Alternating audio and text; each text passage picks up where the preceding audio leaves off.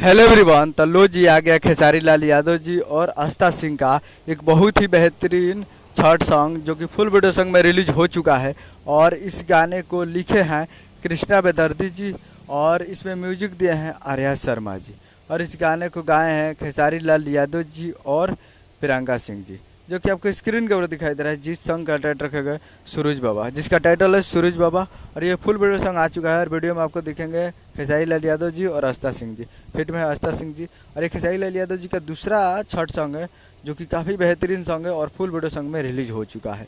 I video song release in on 14 नवंबर 2023 को सुबह 6 बजे ये फुल वीडियो सॉन्ग को रिलीज़ कर दिया गया है। तो फुल वीडियो सॉन्ग आ चुका है। तो आप लोग अभी तक इस वीडियो सॉन्ग को नहीं देखें तो आप लोग जाइए और जाकर इस फुल वीडियो सॉन्ग को देखिए और प्यार दीजिए। काफ़ी बेहतरीन सॉन्ग है, तो आप लोग जाइए और जाकर इसको देखिए।